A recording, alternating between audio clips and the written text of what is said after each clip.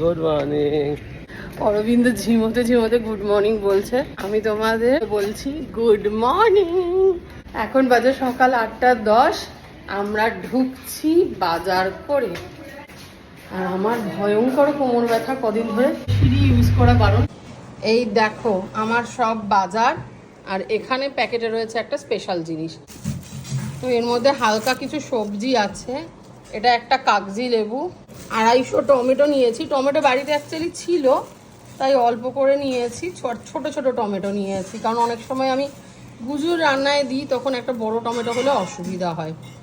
এই হচ্ছে কাঁচা লঙ্কা, এই হচ্ছে আদা, এই হচ্ছে রসুন। এইখানে রয়েছে 200 গ্রাম টক দই। মাটন, আজকে হবে ইয়াকনি পোলাও। তো চলো রান্না হলে তোমাদের দেখাবো আর একটা শর্ট ভিডিওতে। টাটা।